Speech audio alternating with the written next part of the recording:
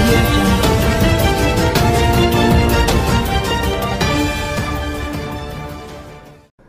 C K enterprises పతాకం మీద నిర్మాత सीके కళ్యాణ్ గారు అలాగే ఆయన తమ్ముడు వెంకటేశ్వరరావు గారు सीके వెంకటేశ్వరరావు గారు వాళ్ళు నిర్మించిన జే శివకుమార్ గారు దర్శకత్వం వహించిన జయసింహ చిత్రం ఇవాళ 100 రోజులు పూర్తి చేసుకోవడం ఇక్కడ ఈ 100 రోజుల పండుగ జరుపుకోవడానికి ఇక్కడ రావడం చాలా ఆనందంగా ఉంది సంతోషంగా ఉంది ముఖ్యంగా ఇక్కడ చిలకలూరుపేటలో ఇది నా 11వ చిత్రం 100 రోజులు పూర్తి చేసుకున్న 11వ చిత్రం సో ఆ రికార్డు నాకే ఉంది సో ఆ రికార్డు దక్కించినందుకు నాకు ఈ ప్రాంత ప్రజలందరికీ నా ధన్యవాదాలు తెలియజేసుకుంటున్నాను ముఖ్యంగా జయసింహ సినిమా ఎందుకంటే ఈ సినిమా అప్పుడు నాన్నగారు ఇదే పేరుతో సినిమా నిర్మించడం జరిగింది జయసింహ అని మళ్ళీ ఆ టైటిల్తో ఈ సినిమాని తీయడం ఈ చిత్రంతో ఘన విజయం సాధించడం అనేది సో ఇది ఒక ప్రత్యేకమైన ఒక తీయటి అనుభూతి నాకు సో ఇక్కడ ఈ ప్రాంత ప్రజలందరూ కూడా ఈ చిత్రాన్ని ఘన విజయం చేసినందుకు ప్రజలకి నా అభిమానులకు అందరూ కూడా నా ధన్యవాదాలు తెలియజేసుకుంటున్నాను భయపిక్కండి అతి త్వరలో ఇక షెడ్యూల్స్ కూడా మొదలు పెడతాం నెక్స్ట్ మంత్ అని ఏర్పాట్లు అన్నీ జరుగుతున్నాయి నెక్స్ట్ మంత్ ఇక నాన్ స్టాప్ వెళ్తున్నా పిక్చర్ ఇప్పుడు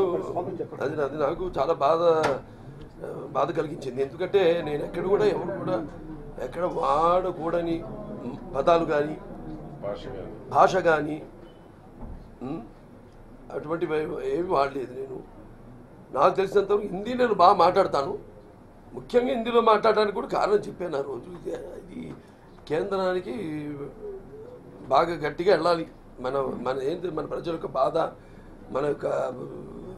ఏదైతే ఉందో మనం పడుతున్న కష్టాలు ఇవన్నీ కూడా వెళ్ళాలని ఆ రోజు నేను ఎటువంటి అసభ్యకరమైన ఎటువంటి అప్రజాస్వామ్యమైన పదదూషణ చేయడం జరగలేదు ఎందుకంటే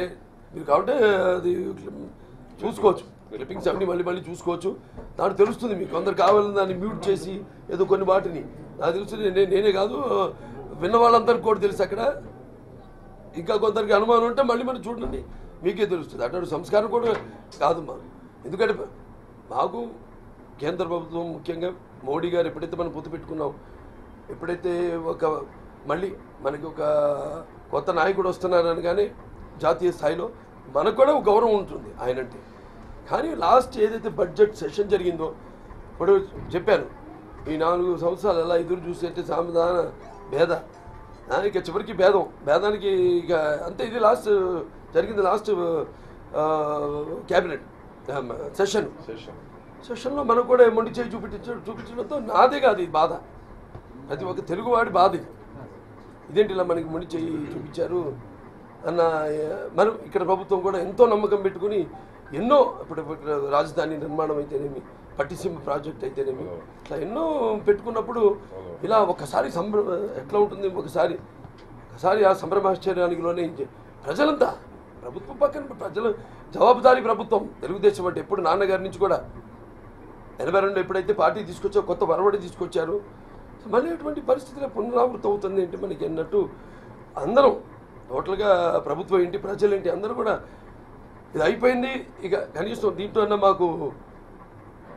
ఏదో ఆదుకుంటారు అంటే మొండి చేయి చూపించేసరికి ఎవరికైనా నేను ఒక ప్రజల యొక్క ఆక్రందనని వాళ్ళ ఆక్రోశాన్ని వాళ్ళ బాధని అక్కడ వ్యక్తపరచడం జరిగింది అంతే తప్ప నేనేమి ఎటువంటి ఇప్పుడు చెప్తున్నా మళ్ళీ ఎటువంటి అసభ్యకరమైన అప్రజాస్వామ్యమైన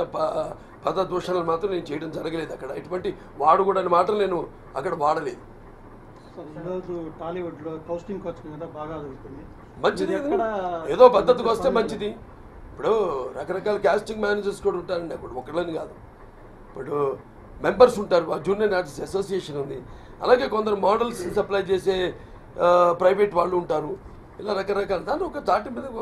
అందరూ ఏదో ఒక స్ట్రీమ్లైన్ చేస్తున్నారు మంచిది సినిమా పరిశ్రమలో ప్రముఖులంతా కూడా ఇన్వాల్వ్ అయ్యి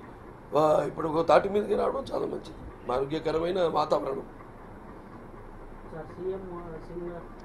ఇప్పుడు ఒకటండి ఇప్పుడు ఇంకా మనం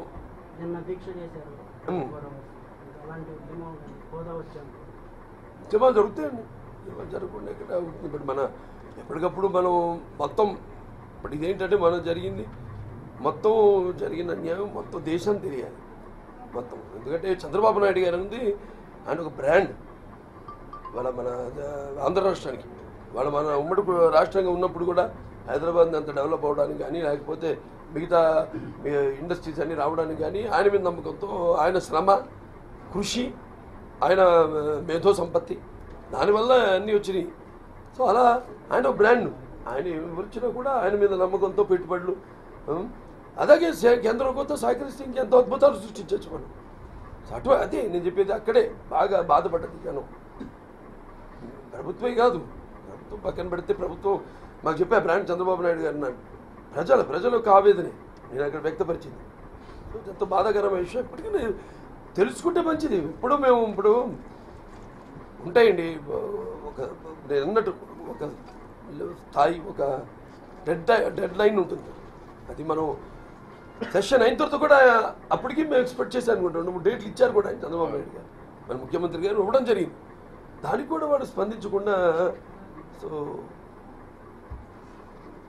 తెలిసి వాళ్ళు మళ్ళీ ఇంకా తెలుస్తూ కూడా మేము ఎవరు కాదంటారు అది తెలుసుకోగలిగాను. అది దాన్ని బాల విజ్ఞతకి వదిలేస్తాం. ఏంటండి వీడియో నచ్చిందా? అయితే ఓ లైక్ వేసుకోండి, లేదంటే ఓ కామెంట్ చేయండి. ఎప్పటికప్పుడు మా వీడియోస్ చూడాలంటే సబ్స్క్రైబ్ చేసుకోండి.